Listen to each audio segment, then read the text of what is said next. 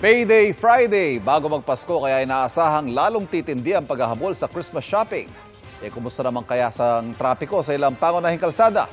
Mula sa EDSA North Avenue nakatutok live, si June Veneracion. June.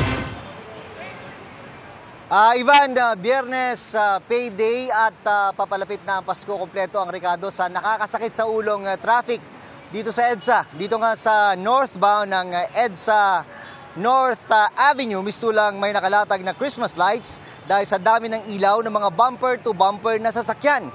Pero sabi nga ng isa ko nakausap, imbis na magpapastress, ay iisipin na lang daw niyang 10 araw na lang, Pasko na.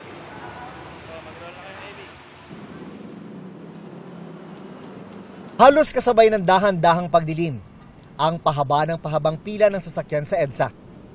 At hindi pa ordinaryong Biyernes ngayon dahil natapat ito sa payday ng karamihan. Siyempre, nandyan yung mga magla-last minute shopping, lalo na sa mga mall sa kahabaan ng EDSA. Kaya magkakasubukan sa uwian. Sobrang hirap po pumara po ng mga jeep, bus, na mga lagi po sinasakyan na pang-commute po. Payday rush tapos sabay traffic. Grabe traffic, hanggang mamaya po yan. Pero kung tutuusin, parte na ng buhay ang traffic. Kaya para sa ilan, mas mabuti na ito'y tanggapin para iwas stress. Make the most of your time na lang na nandito kayo habang nata-traffic kayo. Siguro mag-enjoy na lang kayo.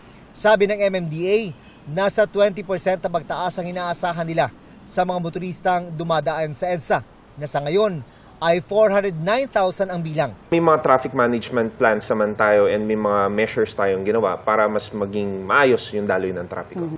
Umaapila ang Interior and Local Government sa mga LGU na kung maaari ay mag-overtime ang kanilang mga traffic enforcer para makatulong sa kaayusan sa kalsada. Ngayong abala na ang lahat sa paparating na Pasko, may pagtitiyak si Secretary Benhur Abalos. Automatic na po sa PNP yan. Nilalabas sila mga tao nila. Rest assured, yung mga protocols in place, ginawa na po ito ng PNP. Ivan, dahil madaling uminit ang ulo ng ilan dahil sa traffic, ang payo ng DILG ay huminga ng malalim at bumilang hanggang 10 para kumalma. Bakit di natin subukan? Balik sa inyo, Ivan. Hinga malalim. Maraming salamat, June Veneracion.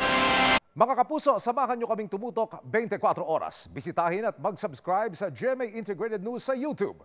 Sa mga kapuso abroad, bisitahin ang GMA Pinoy TV at www.gmanews.tv.